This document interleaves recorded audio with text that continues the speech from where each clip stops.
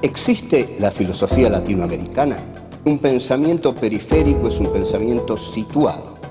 Europa se arroja sobre América Latina la herencia de los pueblos originarios, los proyectos de nación, el porqué de este pensamiento, el rechazo al colonialismo, la unión latinoamericana, la lucha de clases en Argentina, países subalternos, marginados, que no han participado de la centralidad de la historia. América Latina, filosofía y colonialismo. Encuentro 9. John William Cook, el ideólogo de la izquierda peronista. 1. Dictadura y revolución. 2. El hecho maldito. 3. El doble exilio de Perón. 4. Las masas y los hechos revolucionarios.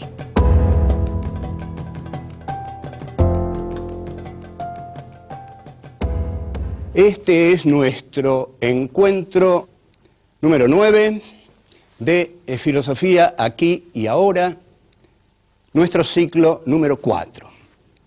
En este encuentro número 9 vamos a hablar de John William Cook, el que podemos considerar el gran ideólogo de la izquierda peronista. John William Cook era gordo, era muy gordo, y fue, no a pesar de ser gordo, sino eso no le dificultó nada ni le favoreció nada, era muy inteligente, era brillantísimo. Fue diputado, siendo muy jovencito, del Partido Justicialista en el Congreso durante la primera presidencia de Juan Domingo Perón.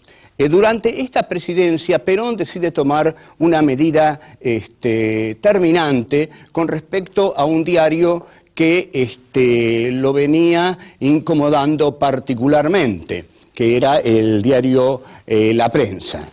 No lo decide tanto Perón, sino que Evita es la que le dice, bueno, tenemos que hacer algo con este diario, no podemos permitir que todo el tiempo esté hablando mal de nosotros. Y bueno, Perón le dice, bueno, querida, pero la democracia es así, la libertad de prensa es así, los diarios tienen derecho a decir lo que quieran.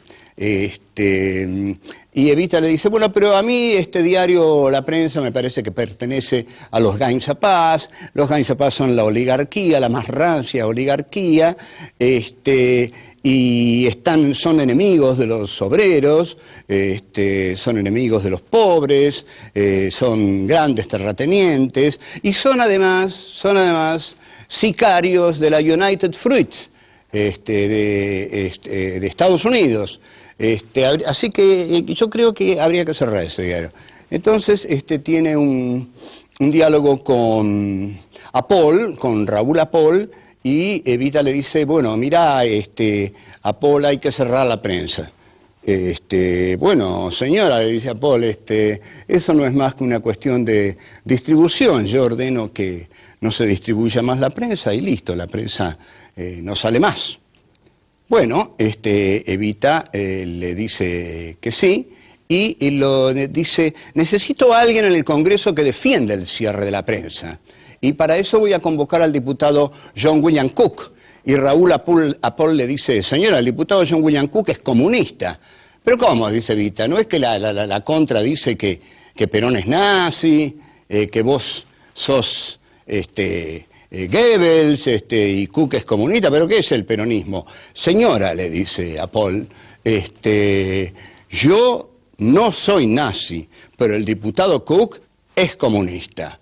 Bueno, pese a esa opinión del señor Apol, el diputado John William Cook en marzo de 1951 da un célebre discurso en el Congreso de la Nación en el cual fundamenta ideológicamente el cierre del diario La Prensa, diciendo que la prensa es enemiga de los intereses obreros y que el peronismo representa en el gobierno a esos intereses obreros a los cuales la prensa durante 100 años de existencia casi se ha opuesto, y que además la prensa defiende los intereses de la United Fruits, que la prensa está en manos de unos pocos y poderosos terratenientes, poseedores de vacas pertenecientes a las altas clases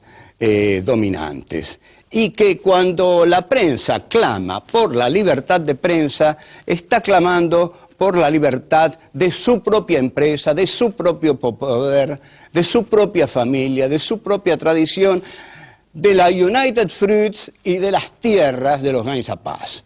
Esto dice Cook en el Congreso.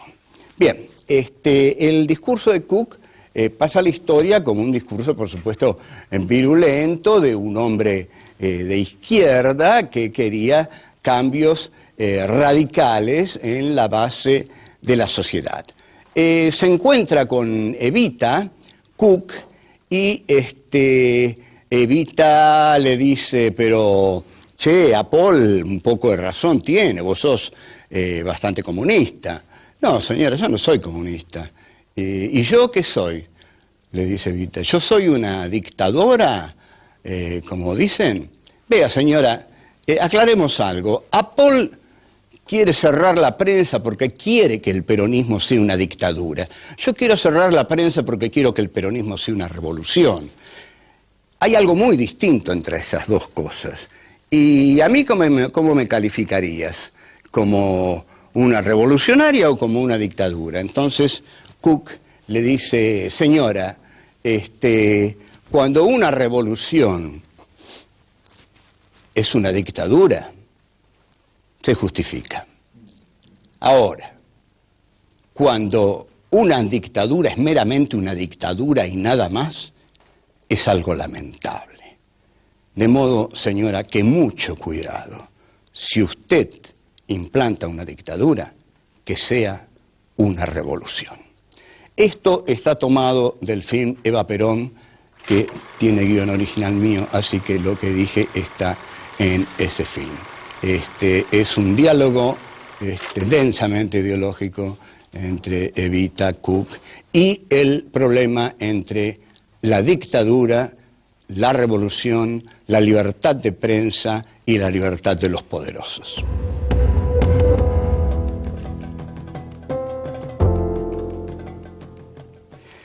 John William Cook en el Congreso no era una figura fácil. Por ejemplo, cuando Perón, en la segunda etapa de su gobierno, que es una etapa más abierta al liberalismo económico que al nacional proteccionismo de su primer gobierno, cuando estaba Evita, Perón impugna un contrato con la Standard Oil de California, una compañía petrolera, y es Cook, justamente en el Congreso, quien se opone a ese contrato. Ustedes observen la libertad de John William Cook, que cuando tiene que oponerse a su gobierno, se opone a su gobierno.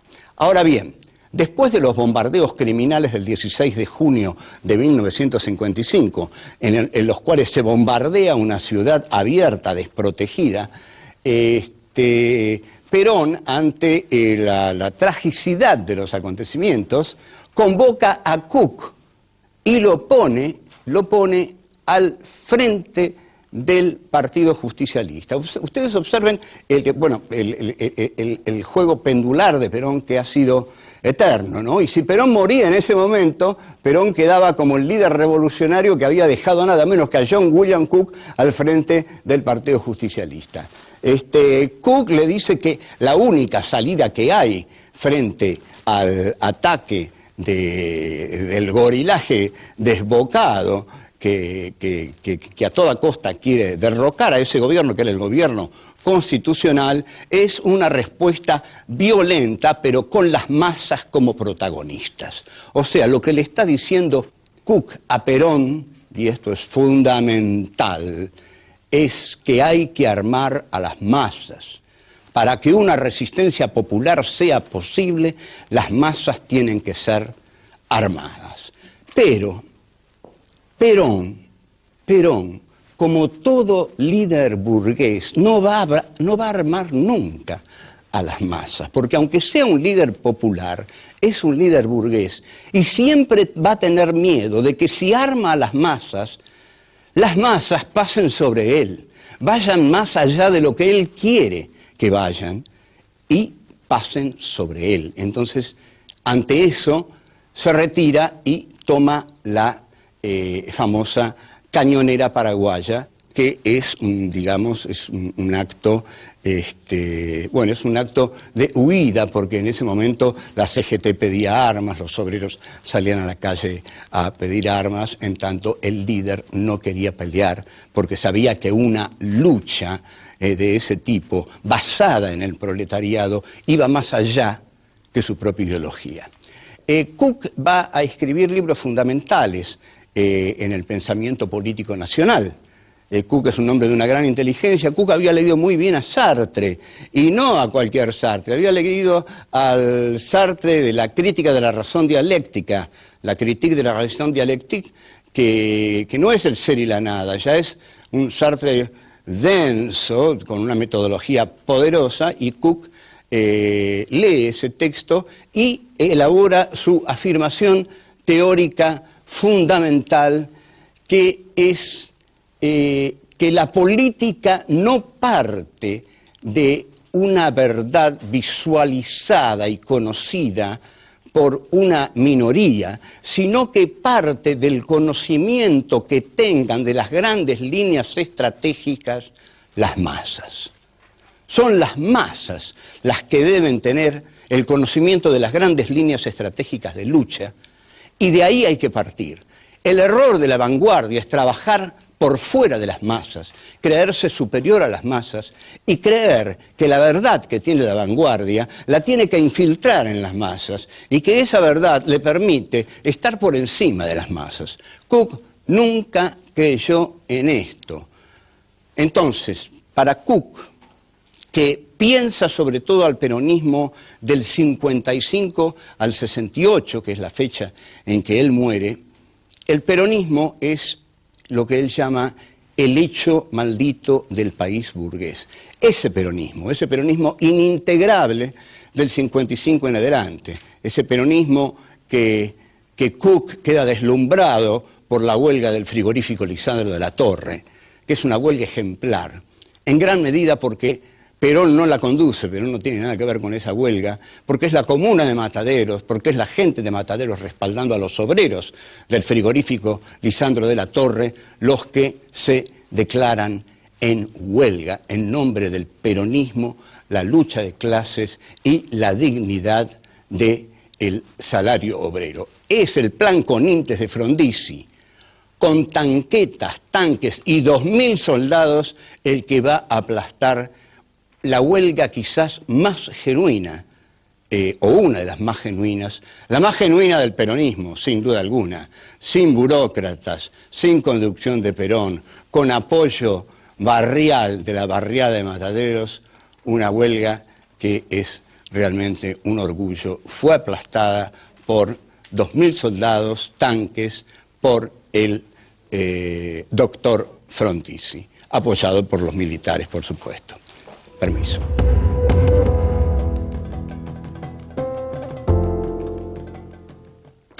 Hay una muy importante correspondencia entre Perón y Cook que se establece a partir del exilio de Perón y también del exilio de Cook. Cook recala finalmente en la Cuba de Castro. Perón se instala definitivamente, para gran disgusto de John William Cook, en la España de Franco. La correspondencia entre Perón y Cook se publica en 1972, es el momento de publicarla porque la militancia juvenil, la izquierda peronista, estaba hambrienta de ideología. Estaba hambrienta por conocer el pensamiento de John William Cook y la respuesta que Perón había tenido por este pensamiento. El valor en boga en ese momento era el de la lucha armada. La lucha armada estaba en boca de todos y era la indudable metodología que iba a derrocar a los regímenes capitalistas serviles del imperialismo norteamericano en América Latina. Esta línea era bajada, por supuesto, por Cuba, por la Revolución Cubana, y el ejemplo era el de la Revolución Cubana. Si la Revolución Cubana había logrado derrocar al régimen batistiano, eso quería decir que la guerrilla podía derrocar a los gobiernos de América Latina.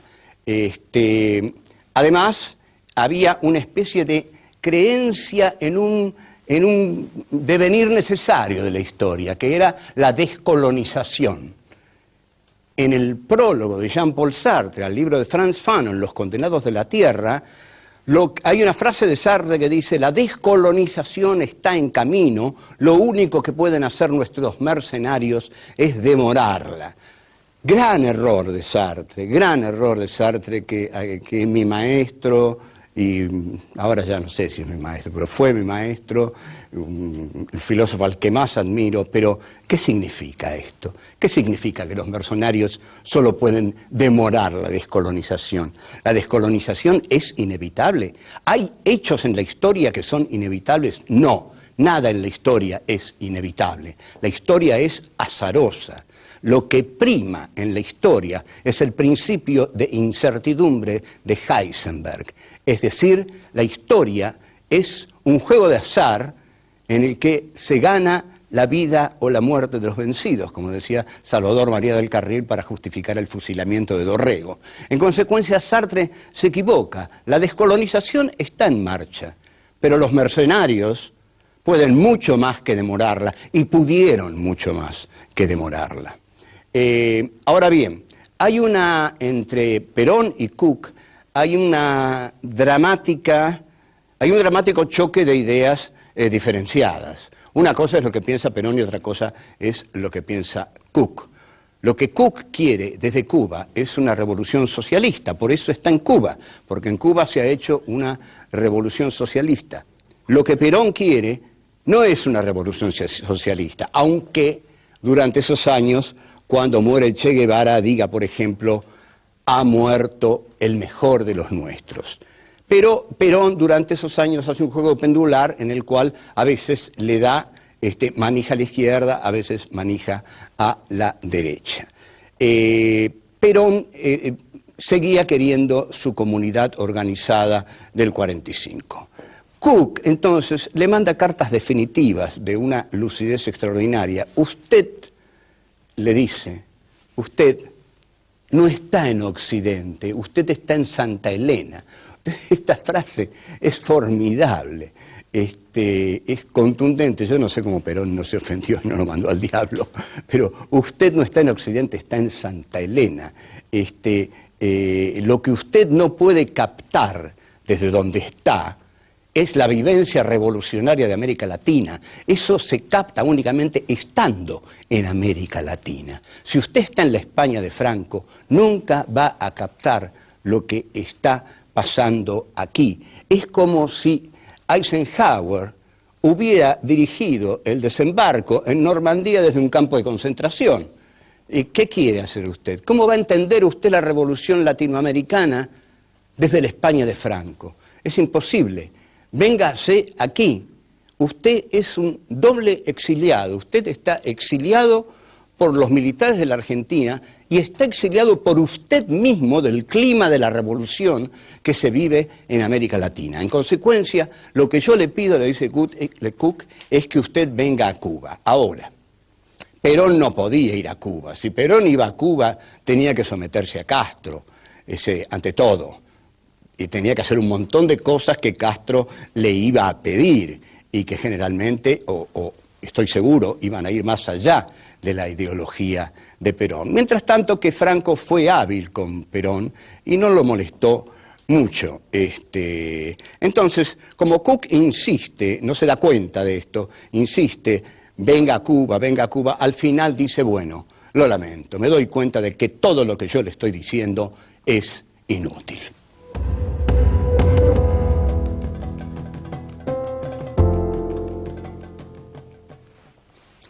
Cook, la idea de Cook era en realidad la idea de la izquierda peronista, que no creía tanto en Perón, porque este es un gran error. La izquierda peronista no creía ciegamente que Perón era un revolucionario socialista. Lo que creía era que había que crear hechos revolucionarios en la Argentina para que Perón no tuviera más remedio que aceptarlos. La idea era, si nosotros creamos hechos revolucionarios aquí, Perón, cuando venga, los va a tener que aceptar. Pero no podemos estar al margen del peronismo. Esta era la idea esencial de las masas de la izquierda peronista, que la alejaba del foquismo. Por eso la traición de Montoneros el error también es tan grande cuando se autonomiza y cae en el foquismo, porque la idea esencial de la juventud peronista era entrar en el peronismo, porque en el peronismo estaba la clase obrera, estaban las masas.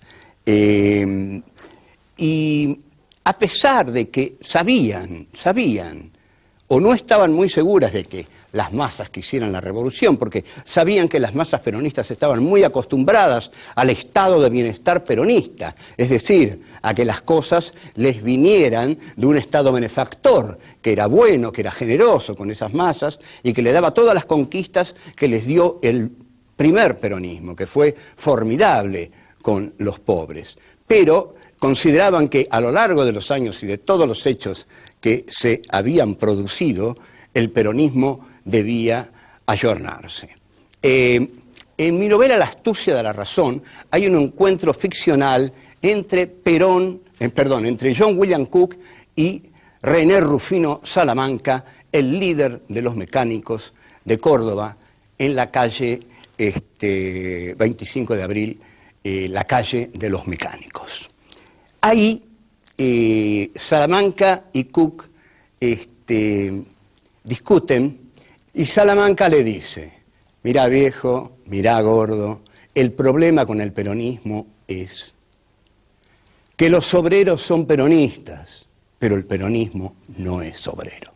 Y Cook, que sabe muy bien lo que le está diciendo Salamanca, le dice: mirá, Salamanca, eso yo lo sé muy bien, por supuesto que lo sé muy bien. Y vos en el fondo me estás diciendo también que Perón no tiene una ideología obrera, que Perón no es socialista. Pero ahora yo te voy a decir algo, entendeme bien, me cago en Perón. Y te voy a explicar por qué. Porque nosotros, aquí en la Argentina, le vamos a crear a Perón tantos hechos revolucionarios que no va a tener más remedio que aceptarlos. Porque el peronismo es más que Perón.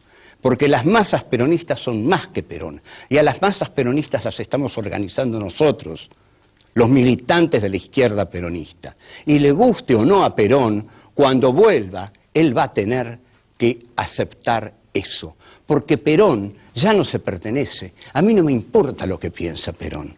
Perón, cuando venga, va a aceptar lo que nosotros hayamos hecho de este país. Y nosotros vamos a trabajar tanto revolucionariamente con las masas peronistas que Perón va a tener que aceptar lo que eligió el pueblo a través de nuestro trabajo militante.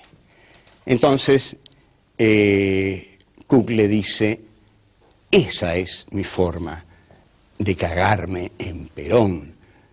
¿Entendés? No es que no me importe lo que piense Perón. Yo sé quizás lo que piensa Perón, pero le vamos a crear a Perón hechos tan poderosos que no va a tener más remedio que aceptarlos. Cook muere en 1968, muere sin asistir, gracias, no sé a quién, pobrecito, sin asistir a la debacle del peronismo, al tercer regreso de Perón, sin asistir a la persecución que Perón desata sobre la izquierda peronista. John William Cook, de todos modos, yo no sé qué hubiera hecho Cook, digamos, de haber seguido viviendo, no sé qué opciones políticas hubiera tomado. Creo que se hubiera enfrentado muy fuertemente con Perón. Ya se enfrenta en la correspondencia. Pero Cook es un hombre de una gran inteligencia, de una gran ética, de una gran limpieza moral. Es un ejemplo de luchador social, un hombre que realmente amó a los desposeídos y entregó su vida por los desposeídos, porque le dedicó su vida a los desposeídos. No es que lo hayan matado, murió de cáncer, pobre, pero todo su pensamiento, todas las cosas que escribió, todas las cosas que dijo, y escribió muchas cosas Cook. El libro de Cook, Peronismo y Revolución, es un ejemplo de dialéctica revolucionaria inspirada en la crítica de la razón dialéctica. De modo que es un gran pensador argentino. Para mí es el más inteligente de los pensadores argentinos, sin ninguna duda.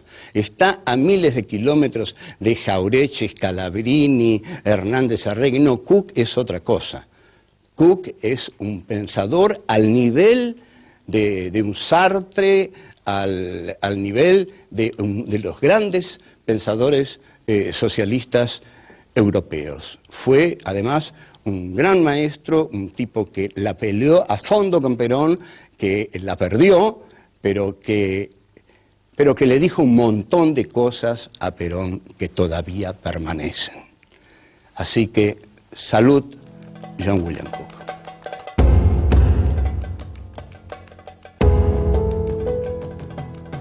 ¿La descolonización es inevitable? ¿Hay hechos en la historia que son inevitables? No, nada en la historia es inevitable. La historia es azarosa. Cuando una dictadura es meramente una dictadura y nada más, es algo lamentable.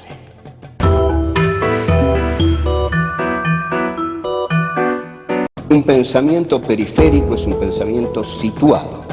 Europa se arroja sobre América Latina la herencia de los pueblos originarios, los proyectos de nación, el porqué de este pensamiento, el rechazo al colonialismo, la Unión Latinoamericana, la lucha de clases en Argentina, países subalternos, marginados, que no han participado de la centralidad de la historia. América Latina, filosofía y colonialismo. Encuentro 10. El Che Guevara. 1. El imperialismo y las guerrillas latinoamericanas. 2. La revolución cubana. 3. Excepcionalidad o vanguardia. 4. La teoría del foco revolucionario.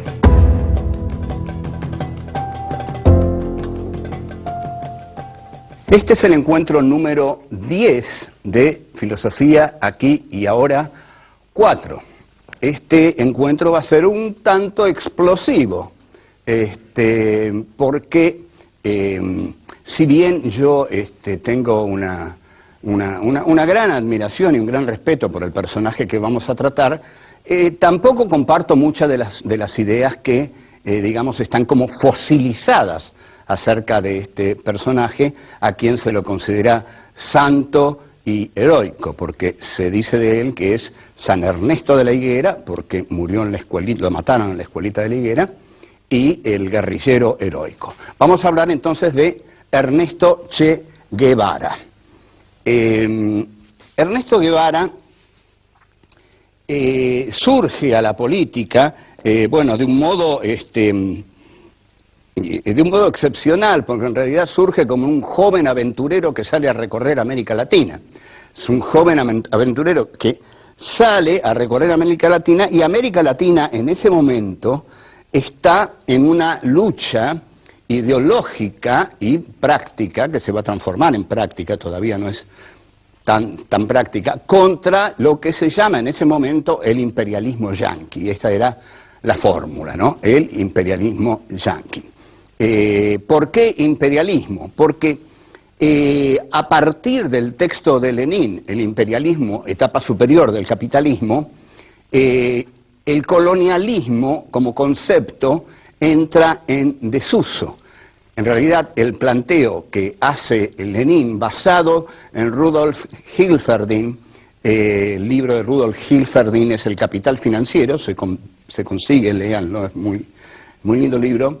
El libro de Lenin, entonces, lo que hace es distinguir dos etapas. Una etapa por la cual el colonialismo es un movimiento político de dominación que entra en el país y se queda en el país. Se instaura en el país. Por ejemplo, en 1830 Francia entra en Argelia y ahí se queda. Bien, entonces, por ejemplo, un hecho fundamental que está ocurriendo en estos momentos es que Estados Unidos ha vuelto al colonialismo, porque la guerra de Irak implica quedarse en los territorios que Estados Unidos ha tomado. Pero el imperialismo, a partir de la teoría de Lenin, que es la que conoce Guevara, es, como etapa superior del capitalismo, una dominación a través, no ya de la dominación territorial, sino a través de la dominación de los capitales. Es un poco la frase que George Canning dice cuando reniega de la invasión, de las invasiones inglesas, y dice, basta, no hay que entrar ahí invadiendo con ejércitos, hay que entrar como mercaderes, como capitales, como capitalistas. Y en efecto, el empréstito Baring es el símbolo de eso, ahí nace nuestra deuda externa. Nosotros vamos a seguir aquí a Erich Hobsbawm, que está considerado como el más grande historiador marxista del siglo XX. Erich Hobsbawm, en su historia del siglo XX, caracteriza a las guerrillas latinoamericanas de la década del 60, el 70, como que han padecido, que han sufrido las causas de un error espectacular. Es decir, Hobsbawm llama a todo lo que se hizo como movimientos guerrilleros en América Latina un error espectacular. Para la izquierda, la crítica es siempre incómoda, porque ante todo en la izquierda hay algo muy emocional y que son los muertos, porque la izquierda tiene mártires y la derecha tiene héroes y estatuas. Y esto es un poco el resultado de las batallas que han ocurrido y que las ha ganado la derecha. Ahora, faltarle el respeto a los mártires, a los hombres que dieron su vida por una causa, es algo que la izquierda siente de inmediato apenas se los critica. Es decir, le cuesta mucho entender que uno critique a alguien que dio la vida por una causa y que a la vez ellos no sientan que uno no le está ofreciendo el debido respeto. Pero no es así de ningún modo. Uno puede respetar a alguien como a Ernesto Guevara. ¿Quién no puede respetar a Ernesto Guevara, que se ha transformado nada menos que en la figura de la rebelión? El hombre rebelde del siglo XX, el hombre rebelde que analiza, por ejemplo, Albert Camus en su libro El hombre rebelde, es sin duda alguna Ernesto Guevara, que dice además la frase típica, más hermosa que puede definir a un revolucionario. Y él dice, la virtud más hermosa de un revolucionario es sentir como propia cada injusticia que se cometa en cualquier lugar del mundo. Esta es una definición excepcional, porque no solamente va para el hombre revolucionario, va para cualquiera de nosotros. Cualquiera de nosotros, si se asume como una persona sensible, como una persona unida al mundo y asociada a las víctimas, debe sentir cada injusticia que se comete en el mundo como una injusticia que se comete contra sí mismo. Está esa famosa frase, cada uno que muere, en cada hombre que muere, muero yo, porque muere un poco de la humanidad. No preguntes por quién doblan las campanas, doblan por ti. Vuelvo.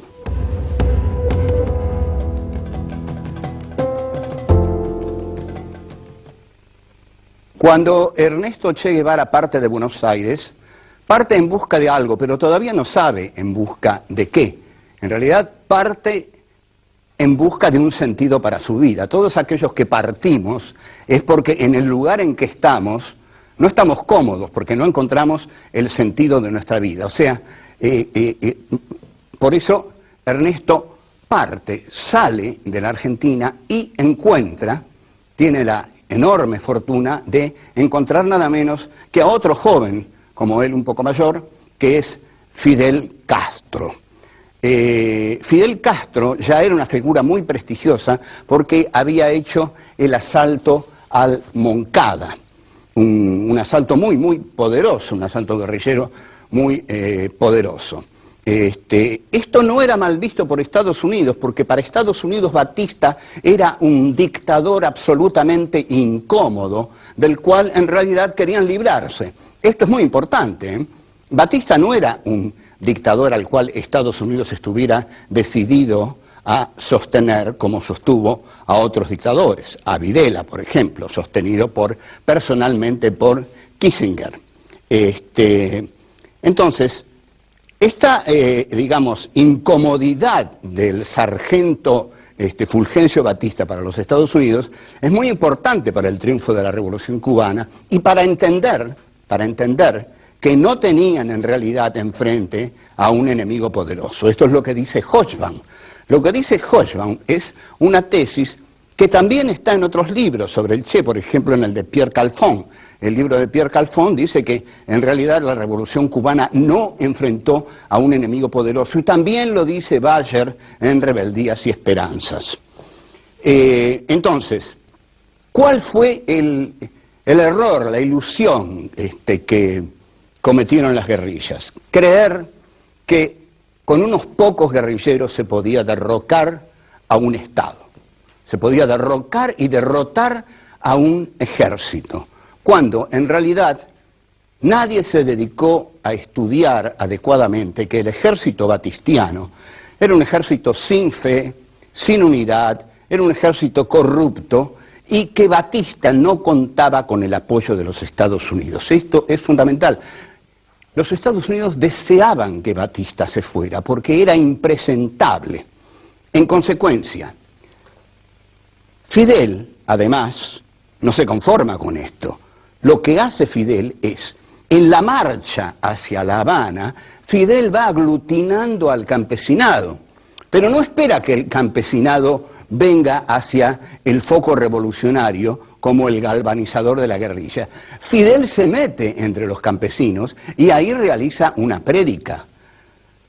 Como realiza una prédica, los campesinos sienten que esos barbudos que marchan hacia La Habana los representan y se unen a ellos. Entre tanto, el Che gana la que es su participación más importante en la Revolución Cubana, y hasta quizás diría su único triunfo personal, que es la batalla de Santa Clara, que también hay que analizar ahí la correlación de fuerzas, pero digamos que gana la batalla de Santa Clara. Batista huye de Cuba, y llegan en enero de 1959, una fecha gloriosa para América Latina y casi para el mundo, porque la imagen es hermosísima. Entran en La Habana.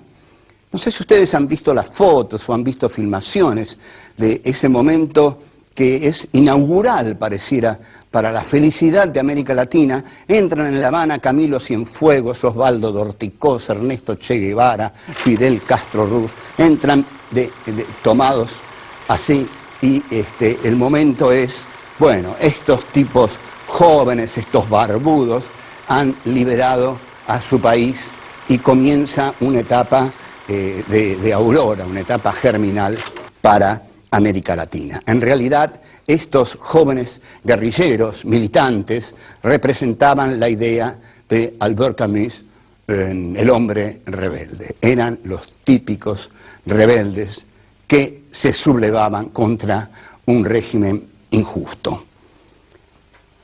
O sea, que internacionalmente la Revolución Cubana lo tenía todo. Tenía el Caribe, tenía la juventud de sus protagonistas, tenía la heroicidad de sus protagonistas, tenía el apoyo del pueblo y tenía la validez de haber echado a un régimen criminal que había matado por lo menos 25.000 personas en los últimos tiempos, llenos de torturadores y, en fin, siniestro. Esto hace que todo el mundo vea con enorme simpatía al movimiento de la Revolución Cubana. Es un movimiento liberacionista que echa a un dictador sanguinario y que seguramente va a llevar a la isla de Cuba a un régimen democrático en armonía con los intereses continentales de los Estados Unidos. Vengo.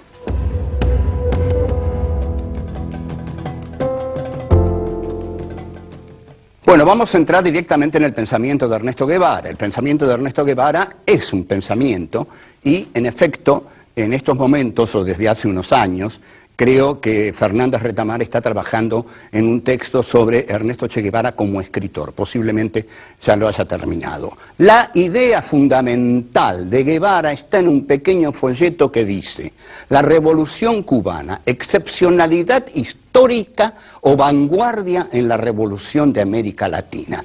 Entre estas dos, posiciones, es que Guevara estructura su pensamiento. ¿Cuál va a ser la resolución de Guevara?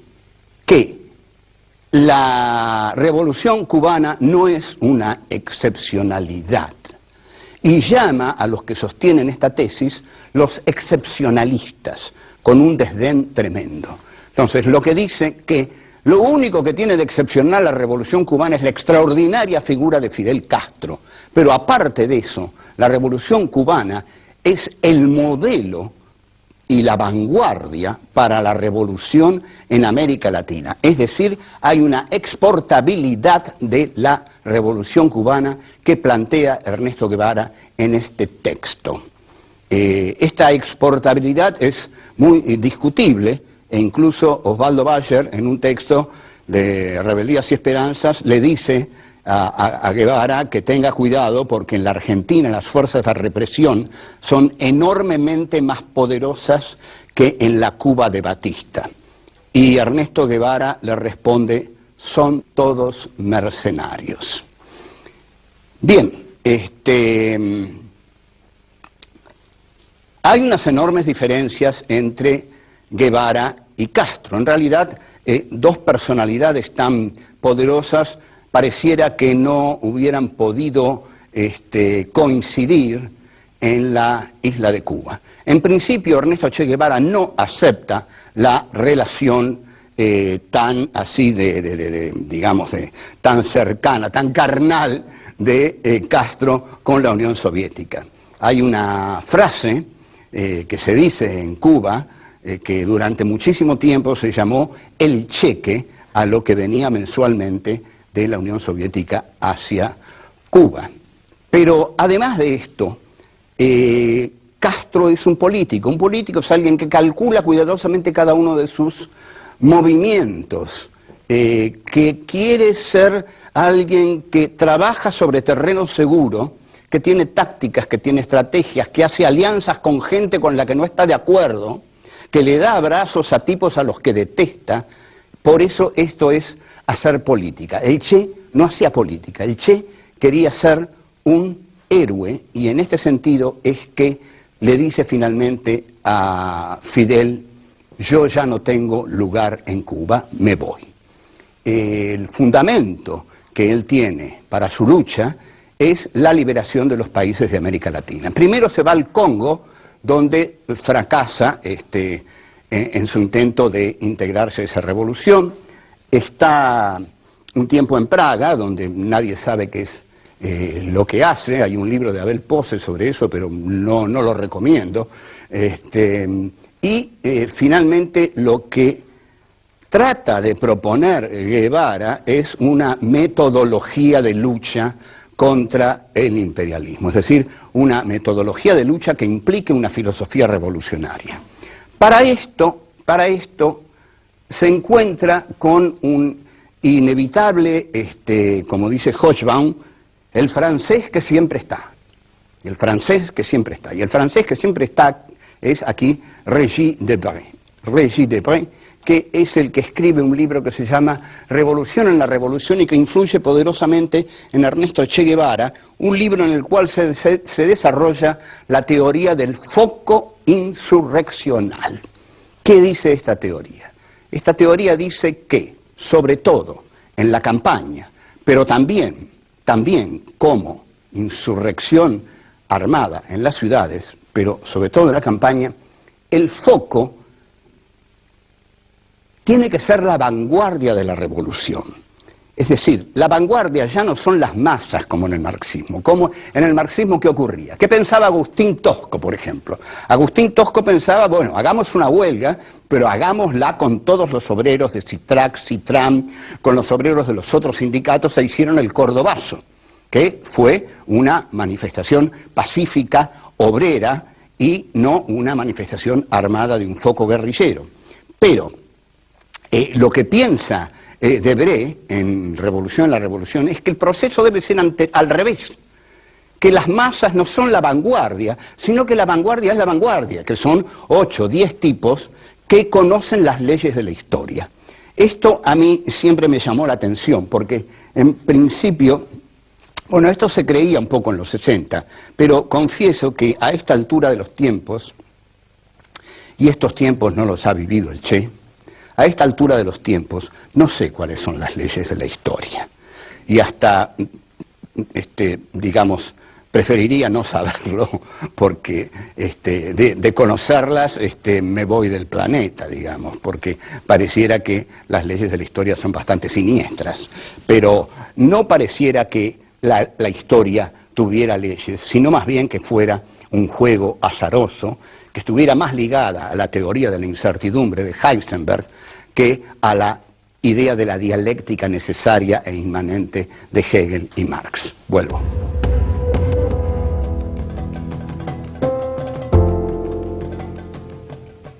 En ese momento en América Latina había una gran asimetría con el pensamiento europeo, lo cual demuestra también la enorme creatividad que había en América Latina, porque América Latina es un continente que siempre está detrás del pensamiento europeo. Sin embargo, en 1966 aparece el libro de Michel Foucault, Las palabras y las cosas, y Michel Foucault postula la tesis de el hombre ha muerto, que es muy complicada y yo la di en los cursos de filosofía. En cambio, en América Latina, el hombre no ha muerto, el hombre tiene que hacer la revolución y buscar al hombre nuevo, construir al hombre nuevo. Así que mal podía entrar Michel Foucault aquí en la Argentina en ese momento. Michel Foucault entró a fines del 75 con su libro Vigilar y Castigar, que es un libro sobre las prisiones.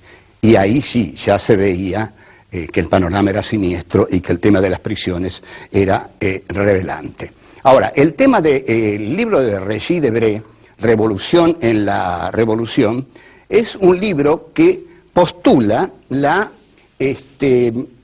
teoría del foco revolucionario, que es una grave alteración de la teoría marxista. Para el marxismo, el ejemplo revolucionario es el de la Comuna de París. La Comuna de París no es ningún foco, son todos los obreros de París que se unifican en una comuna para luchar contra la burguesía que encabeza en ese momento Thiers, e incluso para luchar también contra Prusia. Pero no siguen a Marx. Debré tiene bueno, yo qué sé, tiene un poco el delirio de modificar a Marx por la realidad latinoamericana.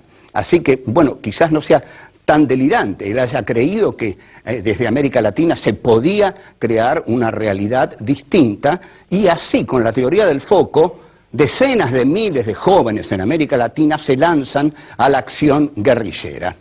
La teoría del foco no tiene su punto central en las masas, sino que tiene su punto central en la vanguardia, tal como lo dijimos. La vanguardia tiene, hay que decirlo, la soberbia de conocer las leyes de la historia y de estar por encima de las masas y de poder guiarlas. Sin embargo, Castro, la Revolución Cubana, se había hecho con las masas. Por eso también esto va a contramano de la enseñanza de la Revolución Cubana. Castro había apelado a la fuerza de los campesinos. Los campesinos siguieron a Castro en Cuba y los campesinos delataron a Ernesto Guevara en Bolivia. No sé si esto dice algo de las dos situaciones que se vivieron. Entonces, el error de las guerrillas latinoamericanas, según Hobsbawm, es que creer que primero, que la revolución cubana derrotó a un enemigo sumamente poderoso, lo cual no fue así. Los otros gobiernos de América Latina eran mucho más poderosos que el gobierno de Batista, por lo cual la revolución cubana no era exportable, porque era, y que nos perdone el Che, era una excepcionalidad. En este sentido fundamental, Estados Unidos no iba a permitir otro Castro en América Latina, sino porque le pasó a Allende lo que le pasó. Alexander Haig, Kissinger, Nixon, cuando asume a Allende, deciden desde el primer día derrocarlo porque no quieren otro Fidel Castro en América Latina. Así que vemos entonces la excepcionalidad de la Revolución Cubana, que contó con las masas, que tuvo la indiferencia de Estados Unidos, que los dejó hacer, y que venció a un régimen despótico, débil y sin convicciones en sus Fuerzas Armadas. En suma, vamos a concluir aquí cuál es, digamos, la tragedia de Ernesto Guevara y la grandeza de Ernesto Guevara. La grandeza de Ernesto Guevara, y esto es lo que lo mantiene a él como el hombre rebelde, es que, aunque él tiene una tesis equivocada, sin embargo es una tesis en la que él cree. Y esa tesis en la que él cree, él se juega la vida por esa tesis. Es decir, él va a hacer el foco guerrillero, no manda a nadie a hacer el foco guerrillero. No es como otros jefes revolucionarios conocidos por nosotros, que desde México ordenaban contraofensivas y los pobres chicos eran masacrados mientras el líder estaba en México vestido de militar, a lo Galtieri, así, vestido de militar y ordenando contraofensivas. No, el Che es muy distinto, de aquí que este otro líder revolucionario que estoy nombrando no va a tener nunca la grandeza de Guevara. La grandeza de Guevara está en que es un asmático que va a una selva húmeda que lo va a matar solamente por eso. Pero además es un hombre de profundas convicciones que va a dar su vida por esas convicciones. El martirologio no tiene por qué ser exaltado, porque si solo vamos a tener mártires, nunca vamos a ganar. No sé si ustedes conocen el comienzo, y con esto me voy a despedir, de la película de Coppola sobre Patton, cuando Patton dice: nadie gana una guerra muriendo por la patria, más bien la gana logrando que el otro hijo de perra muera por la suya. Entonces, Ernesto Guevara, aunque se equivoca, encabeza el movimiento de su equivocación.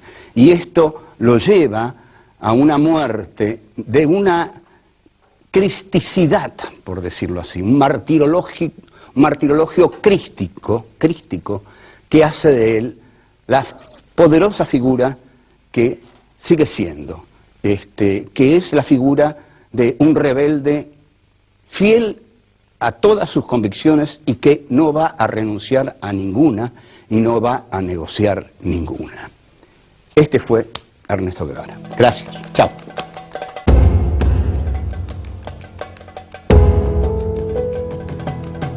En cada hombre que muere, muero yo, porque muere un poco de la humanidad. No preguntes por quién doblan las campanas, doblan por ti.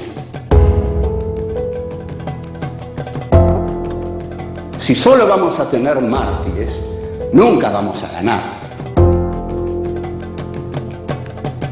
Un pensamiento periférico es un pensamiento situado. Europa se arroja sobre América Latina la herencia de los pueblos originarios, los proyectos de nación, el porqué de este pensamiento. el rechazo al colonialismo, la Unión Latinoamericana, la lucha de clases en Argentina, países subalternos, marginados, que no han participado de la centralidad de la historia. América Latina, filosofía y colonialismo. Encuentro 11. El marxismo en América Latina. 1. El problema colonial. 2. ¿Quién lamenta los estragos? 3. La trágica impotencia. 4. Las leyes de la historia y la necesariedad.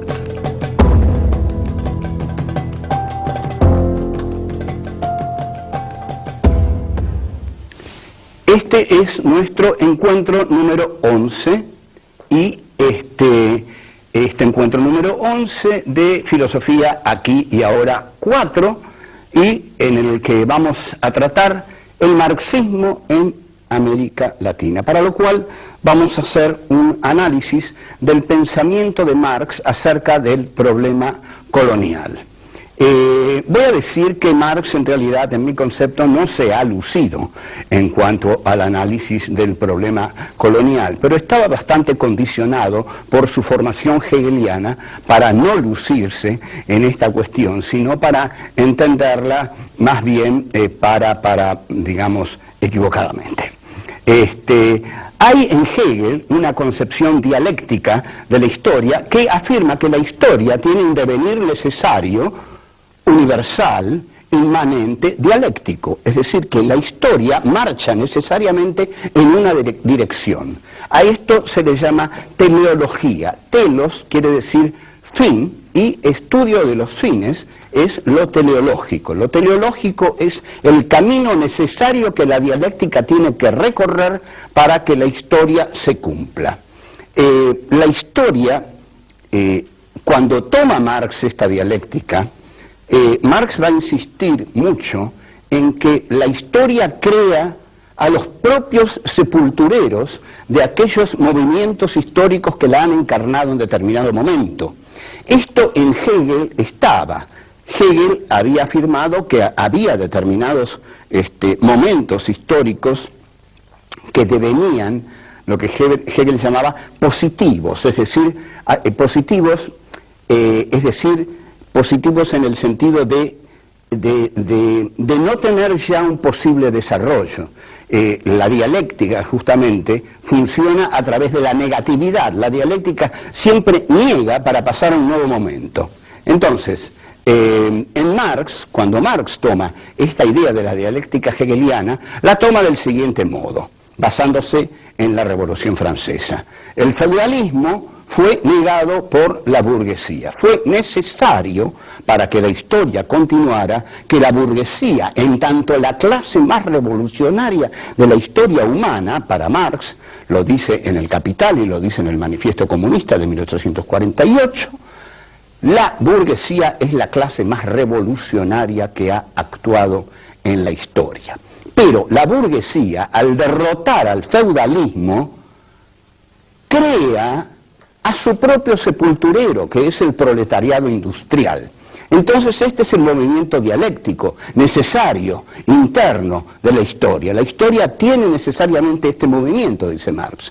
Así como la burguesía enterró al feudalismo, va a ser el proletariado industrial, que es el fruto del desarrollo de la burguesía, el que entierre a la burguesía por el movimiento dialéctico de la historia, que va de negación en negación. O sea, la burguesía niega al feudalismo y el proletariado niega a la burguesía. ¿Y en quién deposita Marx esta exquisita tarea de derrotar a la burguesía y llevar a la humanidad hacia una sociedad igualitaria y sin clases? En el proletariado. Así que el proletariado tiene que universalizarse. Esta es la trampa de Marx. El proletariado tiene que universalizarse. Ahora, ustedes observen que si el proletariado tiene que universalizarse, primero tiene que universalizarse la burguesía. es decir, toda expansión de la burguesía, va a ser bien vista por Marx. No le va a preocupar, porque en tanto la burguesía se expanda, de ella, de sus entrañas, va a salir su sepulturero, que es el proletariado industrial. Así, Engels, en 1848, habla de la conquista de México por Estados Unidos. Es un texto que a nosotros hoy nos sorprende, pero tenemos que comprender que para Engels la historia debía surgir de la planetarización de la burguesía. Entonces, Engels dice, es extraordinario, es positivo que Estados Unidos conquiste a los perezosos mexicanos, porque Estados Unidos va a llevar a México modernas relaciones de producción capitalista, y de estas modernas relaciones de producción capitalista van a surgir los proletarios modernos que van a derrotar a la burguesía y van a instaurar la dictadura del proletariado que va a conducir a la sociedad sin clases. Esta es la dialéctica tal como la veía Marx. Pero en esta dialéctica de Marx la burguesía juega un papel fundamental. Sin burguesía no hay proletariado revolucionario. Entonces, Marx tiene que apoyar todas las conquistas de la burguesía, porque necesita a la burguesía para que surja de ella el proletariado redentor que Marx necesita. En consecuencia, Marx es un impulsor de la burguesía en India, en China, en México, menos en Irlanda, aunque pero Irlanda, ojo, lo vamos a ver, Irlanda es una colonia blanca y ahí Marx ve bien el problema. Bueno, volvemos y ya vemos esto.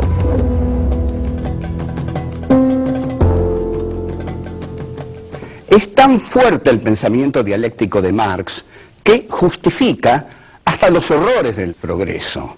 Y ojo, el pensamiento colonial de Marx forma un corpus muy importante en su pensamiento. No son 2 o 3 artículos sueltos, pero cuando termina el artículo a la dominación británica en la India, para justificar los estragos que Inglaterra ha hecho en la India, cita a Goethe, y el texto de Goethe es: ¿quién lamenta los estragos si los frutos son placeres? No mató a miles de seres Tamerlán en su reinado. O sea, hay aquí una justificación de la barbarie en tanto progreso. Si la barbarie implica un progreso, justificada está. O sea, a pesar de todos sus crímenes, Inglaterra es un instrumento del progreso. Un instrumento inconsciente, porque la burguesía cree que está triunfando, según Marx, la burguesía cree que está triunfando y dominando el mundo, pero en realidad, para Marx, la burguesía está creando la obra maestra que la va a destruir, y que es el proletariado. Esto no pasó así, digamos, esto, bueno, lo sabemos, pero no vamos a dejar de reconocer que hay otros textos de Marx sobre el colonialismo que implican un reconocimiento mayor. Por ejemplo, para ser libre en su casa, John Bull necesita esclavizar a los pueblos que están fuera de las fronteras de su estado. Analicemos esta frase. Para ser libre en su casa, John Bull, o sea, Inglaterra, necesita esclavizar a todos los otros pueblos que están fuera de su casa. Esto es el colonialismo, esto es el imperialismo. Y esto recuerda una gran frase de Jean-Paul Sartre en el prólogo a Fanon, donde dice: Europa se ha hecho a sí misma fabricando esclavos y monstruos. Ahora, en el pensamiento de Marx también, quienes intentan defenderlo con toda buena fe, porque hay muchos que tienen, por supuesto, una relación pasional con Marx. Yo la tuve en algún momento, lo que pasa es que ya no tengo relación pasional con ningún filósofo. Pero tratan de defender a Marx diciendo, bueno, pero está la cuestión irlandesa, Marx entendió bien la cuestión irlandesa. Sí, Marx entendió bien la cuestión irlandesa, pero tengamos en cuenta que Irlanda era una colonia blanca. Y Marx entonces dice, la liberación de Inglaterra depende de la liberación de Irlanda, porque se da cuenta que Inglaterra, al explotar a Irlanda, compra a su proletariado interno, ¿no? Tal como pero no ve que la explotación colonial ocurre lo mismo. Es por la explotación colonial que Inglaterra puede comprar a su proletariado interno. Ahora, en la cuestión irlandesa sí lo ve. Esto, es decir, y esto no lo aplicó al resto del mundo, esto lo aplicó a la cuestión irlandesa. En todos los otros esquemas de Marx, e incluso en el texto terrible que escribe sobre Bolívar, Marx aplica el esquema dialéctico. La burguesía tiene que planetarizarse para que surja el proletariado. Entonces, ahí sí la revolución es posible. Al final de su vida hay una carta de la populista rusa Vera Zasulich, que conmueve un poco a Marx, porque Vera Zasulich le dice: nosotros aquí en la comuna rural rusa ya tenemos el socialismo, ¿qué tenemos que hacer? ¿Esperar 50 años de horror de la burguesía para entonces realizar la revolución? Y Marx se siente algo confundido y bueno, y le dice: no hay que tomar el capital como una teoría necesaria del desarrollo de la historia, no hay una fatalidad histórica, dice Marx. Pero en realidad la carta a Vera Zasulich es una carta, mientras que todos los textos de Marx son un corpus, e incluso en el Capital Marx cita estos textos avalándolos en su obra mayor, en su obra más trascendente. En suma, hay cosas que Marx no vio. La expansión colonial resultó retrógrada, resultó infamante para todos los países en los que penetró. No implicó progreso, implicó un atraso catastrófico. Entonces, por otro lado, lo que esencialmente no vio fue que la teoría de la dictadura del proletariado a través del Estado iba a generar dictaduras sanguinarias como por ejemplo las de Stalin. Y bueno, y terminó eso por no ver, y afortunadamente él que no lo vio, desdichados nosotros que lo vimos, que después de la Guerra Fría la que se impone es la burguesía neoliberal, que es absolutamente despiadada. Pero la burguesía neoliberal, y con esto cierro, no ha triunfado, porque un movimiento triunfa cuando soluciona los problemas que le había planteado su opositor. Y el neoliberalismo no ha planteado, no ha solucionado ni el problema de la desigualdad, ni el problema del hambre, ni el problema de la explotación. Al contrario, los ha agravado enormemente. O sea, Marx todavía tiene vigencia. Chao.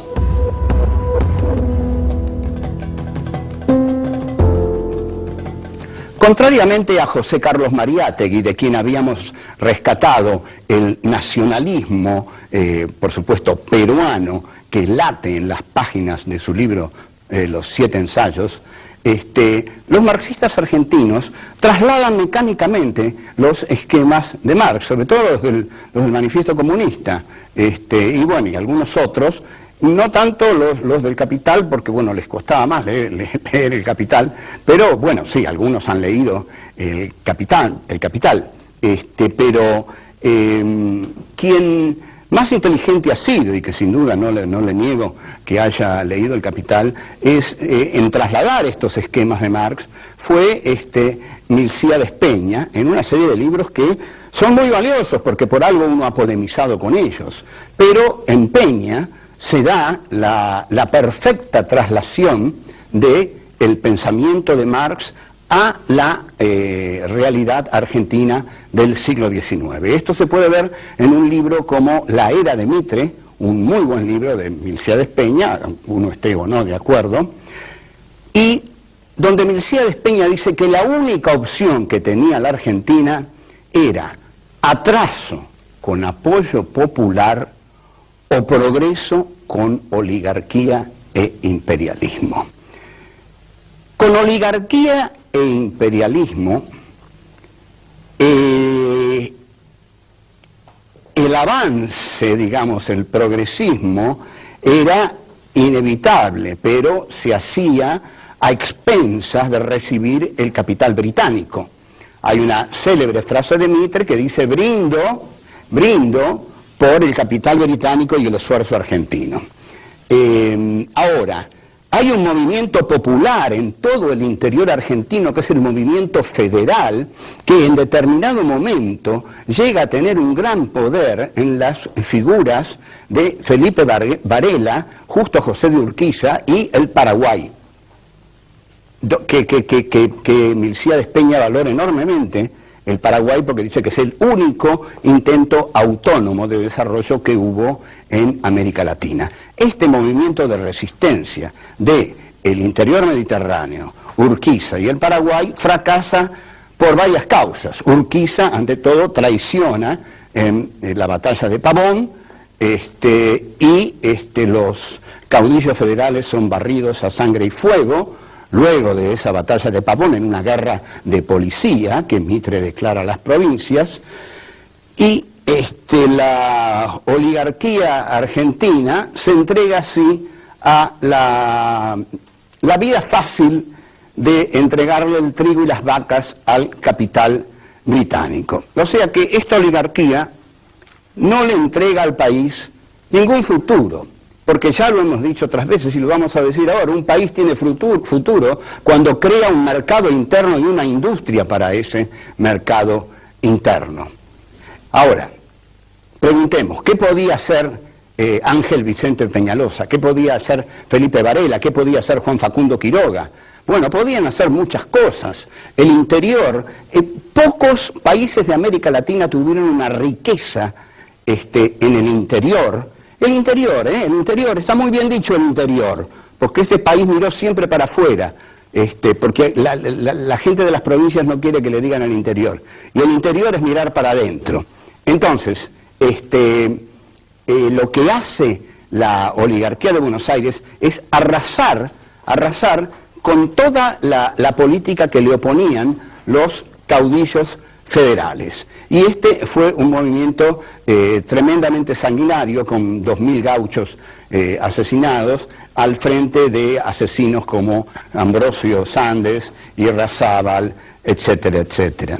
Y bueno, esto fue así. Milcíades Peña lo que postula es que la derrota de las montoneras federales era inevitable, y lo postula porque está siguiendo los esquemas de Marx. Lo que ocurre es que el error de Milcíades Peña es el de creer que la burguesía de Buenos Aires era la burguesía en la que Marx pensaba. Pero Marx pensaba en otro tipo de burguesía, en una burguesía dinámica, creadora, industrial, que iba a generar proletarios. La burguesía argentina no generó nada, vivió de la abundancia fácil. Entonces, Milcíades Peña va a decir, hay una trágica impotencia de las montoneras. Aunque Felipe Varela se hubiera instalado en el fuerte de Buenos Aires, no hubiera podido hacer otra cosa más que la que hizo Mitre. Su derrota a manos de la oligarquía era inevitable. No hay nada inevitable en la historia, pero digamos que Milcíades, aferrado a la necesariedad dialéctica de Marx, cree, aunque lo odia a Mitre y lo detesta, pero sin embargo cree y lo justifica, y dice que Mitre es la necesariedad histórica porque implica la relación de la burguesía argentina con el Imperio Británico. Entonces, este factor capitalista para Peña va a ser progresivo, mucho más progresivo de lo que pudieran imponer las montoneras del interior. Tampoco piensa en una posible conciliación entre el interior y Buenos Aires que hubiera dado otro país. Pero, sin embargo, Marx, habrá pensado Peña, habría aplaudido el arrasamiento de la barbarie gaucha a manos de la civilización de la élite cultural de Buenos Aires. No olvidemos que importan los estragos y los frutos son placeres. No mató a miles de seres Tamerlán en su reinado. No mató a miles de seres el general Mitre en su reinado, y Domingo Faustino Sarmiento, que en mi defensa dice, ahora verán ustedes al militar, al asesino. Estoy hablando, sin embargo, del gran autor de Facundo. Pero el gran autor de Facundo celebró que hayan puesto la cabeza de Ángel Vicente Peñalosa en una pica. Es decir, la crueldad de Buenos Aires, en su campaña punitiva en el interior después de la batalla de Pavón, fue escalofriante, y el arrasamiento del Paraguay fue un genocidio, 600.000 muertos. Tal vez.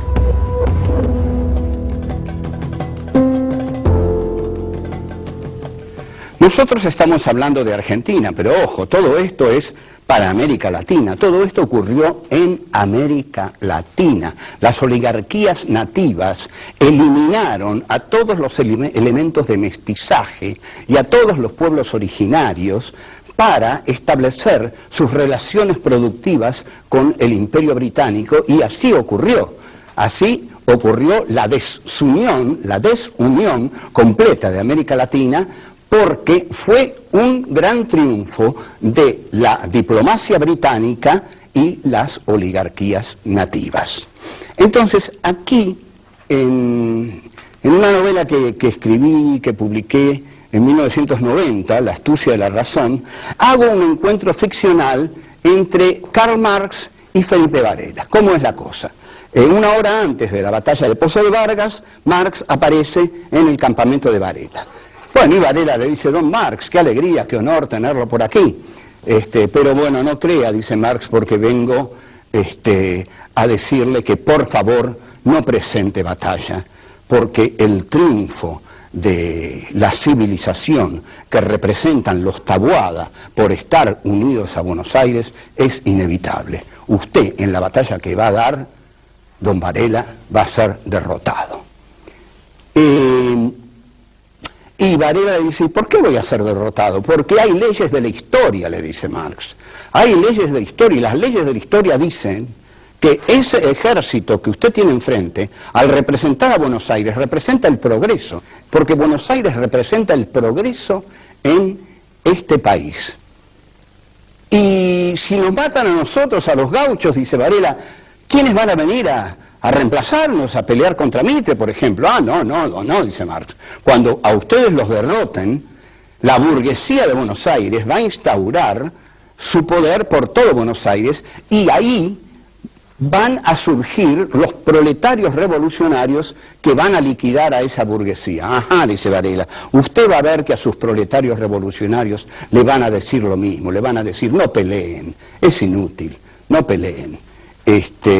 Bueno, y se dan un abrazo, es muy emotivo el encuentro, y Marx se va, y Varela le dice: ¿cómo, no se queda a ver la batalla? No, dice Marx, ya sé el resultado. Bueno, esto lo que muestra es que había en Marx una concepción determinista en este aspecto. La dialéctica lo traicionó, porque la dialéctica le hizo ver el necesario triunfo histórico de la burguesía. La dialéctica le hizo ver que la burguesía tenía que triunfar en todas partes para que surgiera el proletariado revolucionario que iba a liberar a los hombres en todo el mundo. Para Marx, entonces, Felipe Varela representaba un orden arcaico, un orden precapitalista, mientras que Mitre, al estar aliado a la Europa capitalista, representaba el rostro más progresivo en la República Argentina. De modo que Marx, igual que Milcíades Peña, aunque con dolor, aunque diciendo qué pena cómo mataron a todos los caudillos, cómo fue arrasado el interior, y Peña se conduele más por la situación del Paraguay, pero en el mismo esquema de Marx, ¿no? Cuando dice, bueno, qué pena todo lo que ha hecho Inglaterra en la India, pero igual, qué pena, pero no hay más remedio, porque la historia tiene que avanzar así. Así avanza la dialéctica. Así avanza la dialéctica. Hay una necesariedad. Cuidado entonces con las necesariedades en la historia.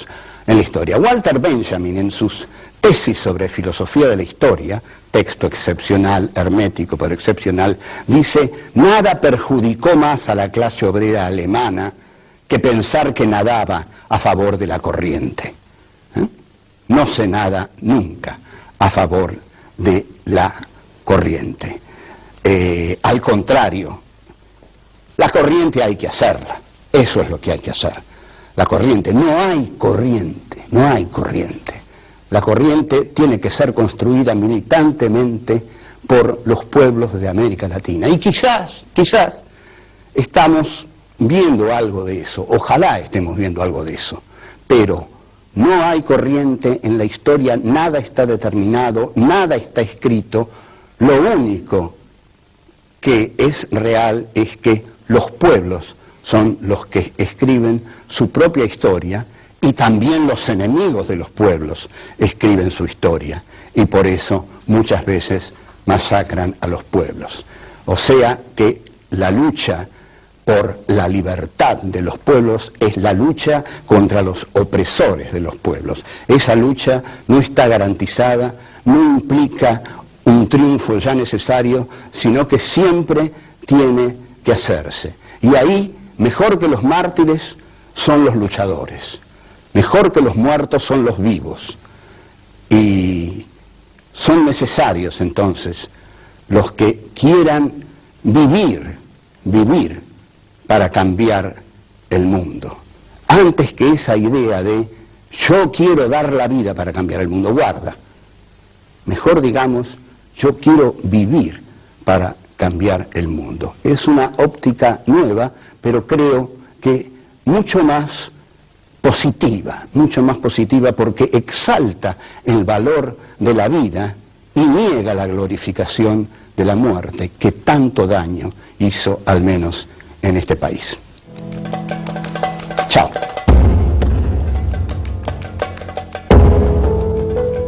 La expansión colonial resultó retrógrada, resultó infamante para todos los países en los que penetró. La burguesía argentina no generó nada, vivió de la abundancia fácil. Un pensamiento periférico es un pensamiento situado. Europa se arroja sobre América Latina la herencia de los pueblos originarios, los proyectos de nación, el porqué de este pensamiento, el rechazo al colonialismo, la unión latinoamericana, la lucha de clases en Argentina, países subalternos, marginados, que no han participado de la centralidad de la historia. América Latina, filosofía y colonialismo. Encuentro 12. El marxismo en América Latina 2. Salvador Allende. 1. La vía pacífica. 2. El golpe. 3. La esencia del hombre y la violencia.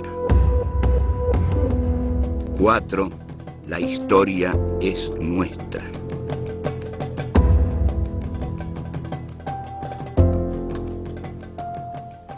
Este es el programa número 12 dedicado al marxismo en América Latina y centralizado sobre todo en la figura de don Salvador Allende y el movimiento hacia el socialismo por la vía pacífica y democrática que él y su Partido de la Unidad Popular protagonizaron.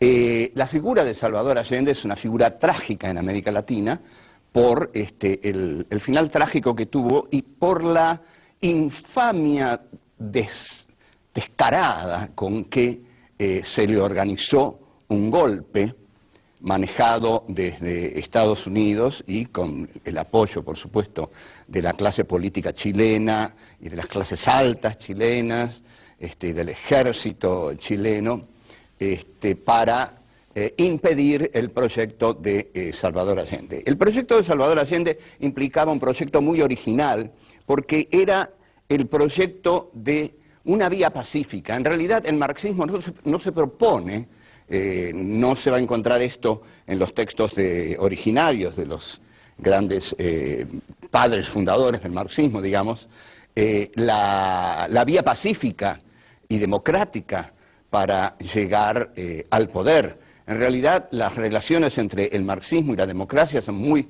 conflictivas porque en los textos de Marx y de Engels la democracia es una palabra hueca, la democracia es una palabra burguesa, porque la democracia es el sistema parlamentario por el cual el burgués, la burguesía, domina a las clases sometidas a través de toda esa caparazón parlamentaria que no es más que el diálogo de los burgueses, de la clase burguesa entre sí misma.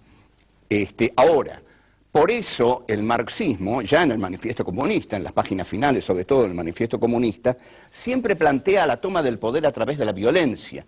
El manifiesto de 1848 de Marx y Engels, sobre todo escrito por Marx, dice claramente al terminar que los marxistas, los comunistas, no ocultan, los comunistas, no ocultan sus intenciones, que sus intenciones son tomar el poder a través de la violencia, y que todo movimiento que quiera mantenerse una vez que ha tomado el poder, una vez que ha derrocado el orden establecido, que es el orden de la burguesía, debe sostenerse en el poder a través de la aplicación de la autoridad entendida como la veía Marx en la Revolución Francesa. Y en el texto de Engels, titulado De la autoridad, Engels dice: señores, no hay nada más autoritario que una revolución. Una revolución implica bastillazos, dice sobre todo, ¿no? Bastillazos. ¿Qué es un bastillazo? Bueno, es la toma de la Bastilla. Hay que tomar la Bastilla para hacer una revolución. Es decir, ese símbolo que implica el derrocamiento de una clase social. Entonces, la Bastilla se toma en la Revolución Francesa a través de la violencia. Y la violencia, va a postular Marx, sobre todo en el capítulo 24 del Capital, que se llama la acumulación originaria, el capítulo sobre la acumulación originaria, va a hablar de la violencia como la partera de la historia. Y aquí vemos nuevamente la cuestión de la dialéctica en Marx. Es decir, cuando una sociedad está lo suficientemente madura como para ser derrocada por otra dentro de la dialéctica histórica, es la violencia la que resuelve esta situación. O sea, no hay resolución dialéctica sin una acción violenta de la clase que viene a superar a la anterior. Si la burguesía viene a superar a la monarquía, como en la Revolución Francesa, lo hace a través de la violencia. Y esa violencia es la partera de la historia, la que hace nacer una nueva sociedad, hace nacer la sociedad burguesa. La sociedad burguesa no bien nace, engendra al proletariado industrial. Y este proletariado industrial, en determinado momento, se alza en armas violentamente contra la vieja sociedad, y es entonces la violencia la que va a hacer que el proletariado derroque a la burguesía. En verdad, este es un esquema bastante biologista, es como si la historia fuera una especie de gran madre y necesitara una gran partera, y la gran partera fuera la violencia. Pero todo esto tuvo un enorme auge. Nadie cuestionó, digamos, los defectos mecanicistas que había en esta concepción dialéctica que Marx había tomado de Hegel, ni nadie cuestionó la cuestión de la dialéctica como partera de la historia, ni la palabra partera. ¿Para qué la palabra partera? ¿Qué es la palabra partera? ¿Qué es la historia entonces? Una mujer que da a luz constantemente. No, la historia es algo mucho más complejo que eso, pero bueno, esto no se problematizó. Y el que sí lo problematiza, el que sí trae algo nuevo, es Salvador Allende, la Unidad Popular y la postulación de la vía pacífica para llegar al socialismo a través de la democracia. Volvemos.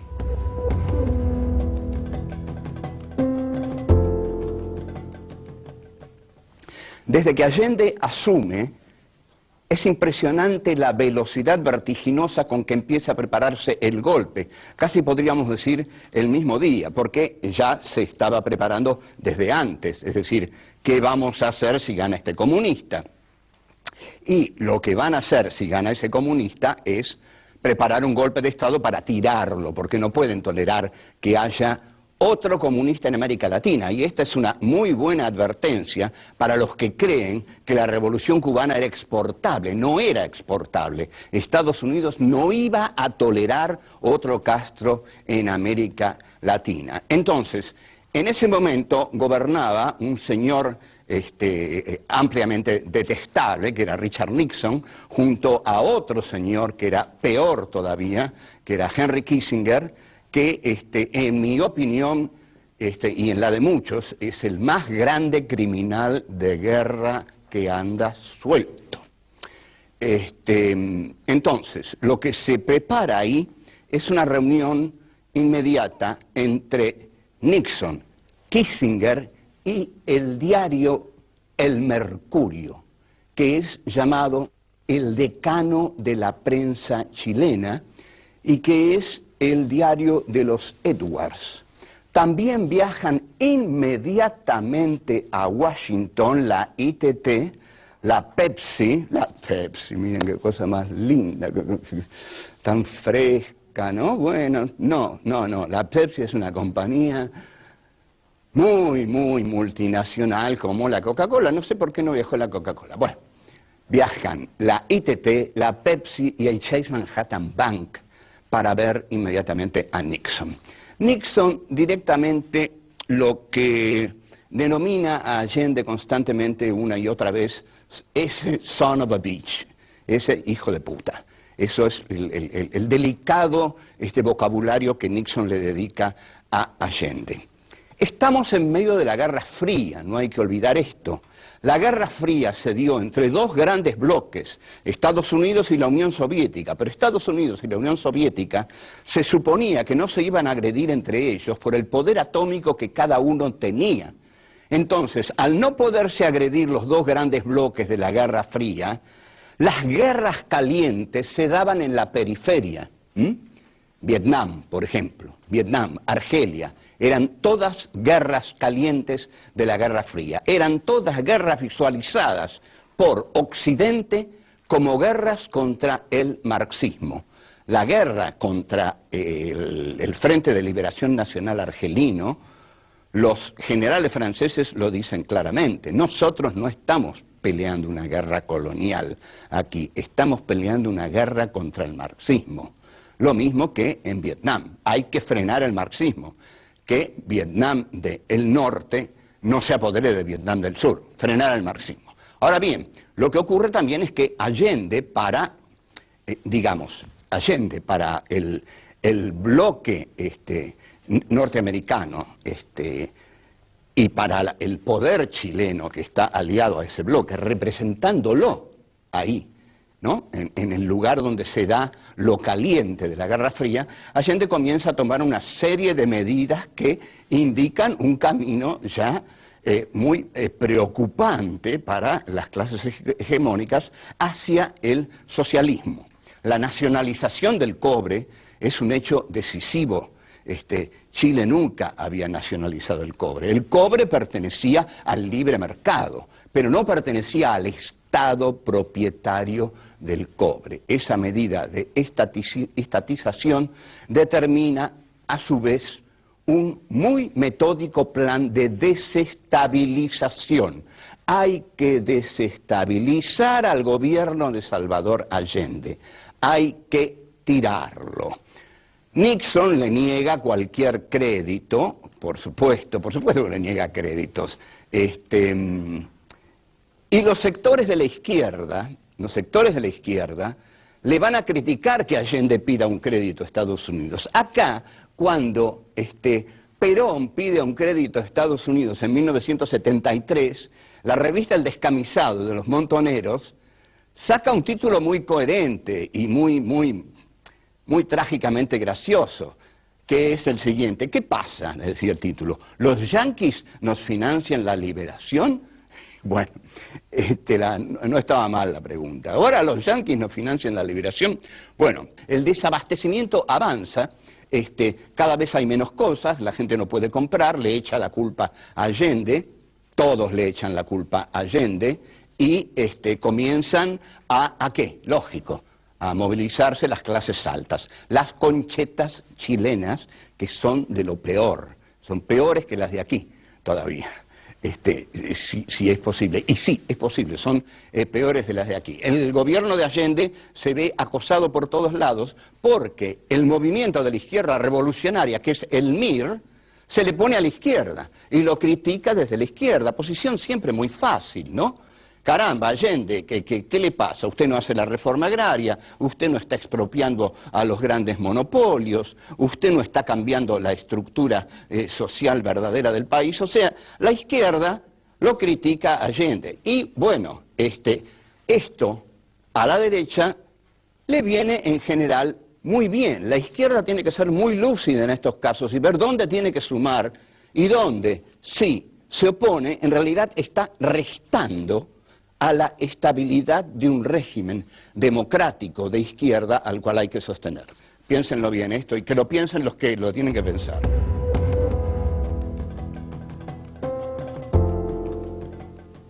Allende cae en 1973. Hay que pensar la importancia que ya tenía la prensa, es decir, lo mediático, en la desestabilización de un gobierno. Ahora es mucho mayor, el poder mediático directamente representa la derecha en América Latina y su tarea es impedir que los gobiernos giren hacia medidas populistas, distribucionistas y impidan, digamos, la primacía del mercado. Pero en 1973 ya el Mercurio de Chile, que pertenece a la familia Edwards, está bancado, digamos, por Estados Unidos. Le dan $2 millones al diario El Mercurio para que desestabilice al gobierno de Allende. Y los Edwards muy contentos, incluso hay un reportaje, que le voy a decir esto muy breve, que le hacen unas chicas a Agustín Edwards y le dicen, ¿a usted le parece bien que Pinochet haya prohibido todos los diarios al día siguiente del golpe? Y este señor Edwards, que realmente parece medio tonto, ¿no? Pero bueno, responde que parece medio tonto, quiero decir que seguramente eran otros los que manejaban las cosas más macabras del diario, que este era un tarado que, bueno, ponía el nombre de la familia. Dice, pero ¿cómo no me va a parecer bien? Si me eliminan la competencia, yo me pongo muy contento. Bueno, es una respuesta memorable. Entre tanto, Fidel Castro visita Chile, recorre Chile, mira Chile junto a Allende, y la respuesta que le da es: vuelvo a Cuba más radical que nunca, solo la acción violenta va a derrocar al capitalismo. O sea, hay una crítica a la vía pacífica de Salvador Allende, porque el pensamiento de Allende era, como dijimos, estrictamente y esta era la originalidad de don Salvador. Podemos llegar al socialismo a través de la vía pacífica y a través de la democracia. En los 70 esto era muy problemático y lo sigue siendo.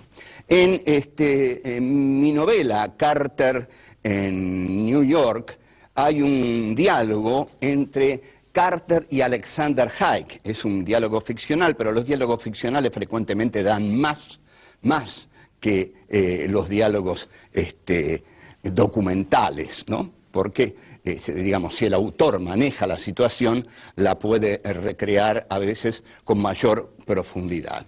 Entonces, Alexander Haig, digamos, la situación es que Haig va a tomar un avión y Allende lo va a despedir. Y Haig, en el final de la conversación, que es muy tensa, le dice, mire, señor presidente, yo no sé si usted es bueno, como yo creo, o es tonto, porque hay una esencia del hombre que para usted es buena. Y Allende le dice, no, usted está insultando a la esencia del hombre, general Haig. No, le dice Haig, yo no tengo por qué insultarla. La esencia del hombre para mí no es buena, es egoísta. Por eso nosotros les vamos a ganar todas las guerras a ustedes, porque ustedes creen que el hombre es bueno y el hombre no es bueno. El hombre es un ser esencialmente destructivo que no ha hecho más que matar a lo largo de toda la historia. Y esa esencia del hombre es la que nosotros, los capitalistas, asumimos. No le dice Haig Alexander Haig, que esto estaba en un libro de Freud, donde Freud dice que la pulsión de muerte se está imponiendo trágicamente sobre el eros, que sería la pulsión del amor. La esencia del hombre sería la esencia de la dominación sobre el otro y la esencia de la destrucción del otro. Y eso es lo que Haig le dice que ellos lo asumen y que usted pretende que el hombre sea bueno y que llegue al socialismo a través de la vía pacífica. No va a haber vía pacífica porque el hombre no es pacífico. El hombre nació para la guerra y nació para matar.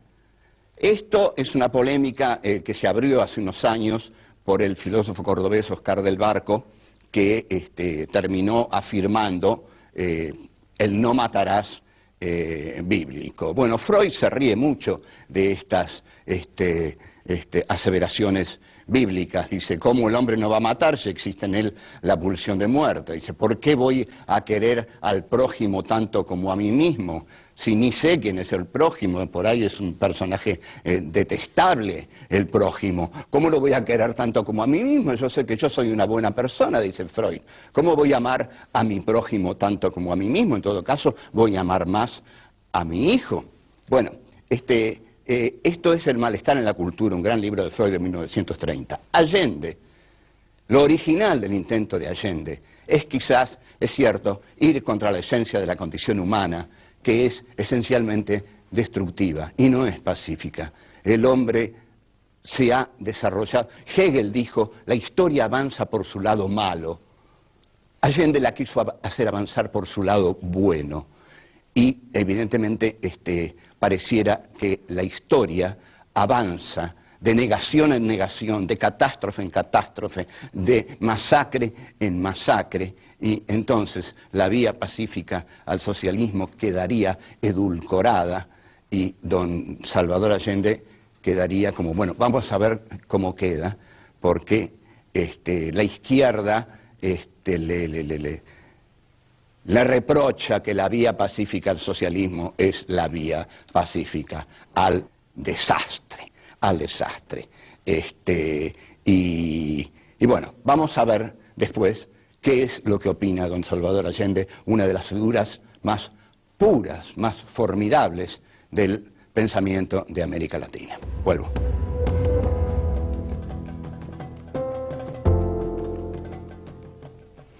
Hasta 2 días antes del 11 de septiembre de 1973, en que se produce el levantamiento que derroca a Allende, todavía no se sabía qué militar lo encabezaba. Estaban discutiendo entre los militares a ver quién iba a encabezar el golpe y, bueno, sorpresivamente lo encabeza Augusto Pinochet. Cuando le llega la noticia a Allende, Allende se sorprende, dice, ¿cómo Pinochet? Si Pinochet es mi amigo. Pero en realidad no es que estaba tan mal informado, es que pareciera que Pinochet en 2 días tomó esa decisión y la tomó en serio.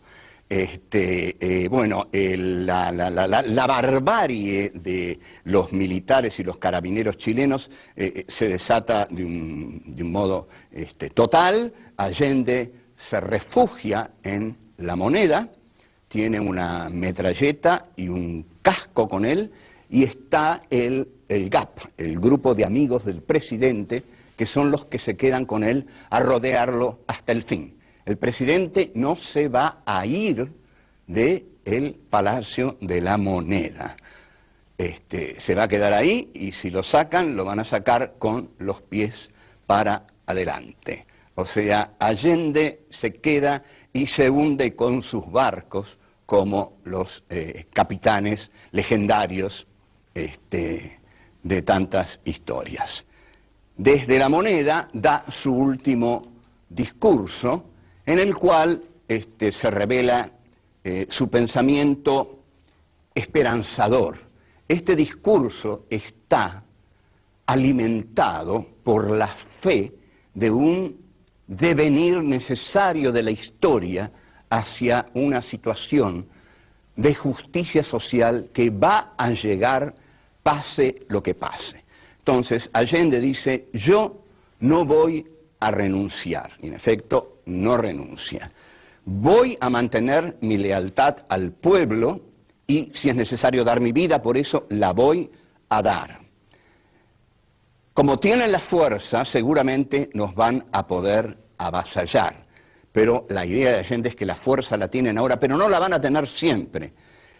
¿Por qué? Porque aquí está la cosa, no se detienen los procesos sociales. Y esta es la gran discusión. Sí se detienen los procesos sociales. La fuerza detiene los procesos sociales. Hay una frase de Sartre que menciono siempre, y la debo haber mencionado en algún momento, que dice, la descolonización está en marcha, lo único que pueden hacer nuestros mercenarios es demorarla. No, pueden hacer mucho más los mercenarios. En Chile abortaron por completo el proyecto de Allende. Y Allende insiste, la historia la hacen los pueblos y es nuestra. Que es lo que piensa Alexander Haig, que la historia es nuestra, dice Nixon y Alexander Haig y el bloque occidental. No la hacen los pueblos, la hacemos nosotros, con nuestras armas, con nuestro poder, con nuestros marines, pero la historia es nuestra. Allende denuncia que su caída se debe al capital multinacional y a la alianza del capital multinacional con los sectores más poderosos del interior de Chile. Esos sectores poderosos son los de siempre, es decir, son los intereses financieros aliados a los intereses multinacionales. Ustedes imaginen que en la ITT, el Chase Manhattan Bank, tenían intereses ahí, tenían intereses también chilenos. Y Allende sigue insistiendo en decirle, claro, es un mensaje final, es un mensaje esperanzador. Sepan, dice, que mucho más temprano que tarde, y acá dice una frase hermosa, sepan que mucho más temprano que tarde se abrirán de nuevo las grandes alamedas por las que pase el hombre libre. Si nosotros pensamos que el que dice esto está por morir, están bombardeando el lugar donde él dice esto, está rodeado de 12, 13 tipos que son su grupo de amigos, es admirable el coraje y la convicción moral e ideológica del hombre que está diciendo esto. Entonces el hombre que está diciendo esto sabe que va a dar su vida por una causa y sabe entonces que su sacrificio no va a ser en vano, mi sacrificio no va a ser en vano, dice, porque la causa que yo encarno, que es la del socialismo, que puede llegar al poder por la vía pacífica y quizás en ese momento piensa que también por otra vía, no sé qué piensa en ese momento, pero lo que yo encarno es la igualdad para todos, encarno lo contrario del capitalismo, que es un sistema de expoliación, el sistema de la desigualdad. Yo quiero la igualdad, dice Allende, y esa es la idea que esencialmente encarno. El pueblo va a tener que defenderse, pero tampoco debe sacrificarse, dice Allende, que asume que el que se va a sacrificar es él. Entonces, ahí es donde él dice su pensamiento. La historia tiene una dirección. Esa dirección es la de la final liberación de los pueblos. Los pueblos van a llegar a ser dueños de su propia historia. Y las grandes alamedas siempre van a continuar abriéndose, aún después de las grandes derrotas, para que por ellas pasen los hombres libres, que cada vez van a ser más. Por esa causa, Salvador Allende da la vida, no se escapa, no se va, se queda ahí y, en efecto, lo matan, algunos dicen que se suicida, bueno, puede ser, si vienen 5 carabineros y están a 10 metros, me pego un tiro. Y bueno, y la conclusión entonces es que este hombre con esa cara de manso, con esa cara de tipo honesto, inteligente, moral, es un ejemplo para América Latina porque es un ejemplo de aquel que va hasta el final con sus convicciones y el final es dar su vida por la paz, ¿no? Esto es algo notable que define a don Salvador Allende. Salud Don Salvador Allende.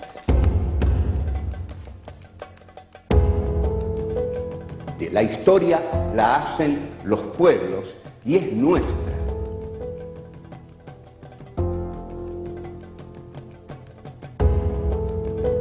Solo la acción violenta va a derrocar al capitalismo.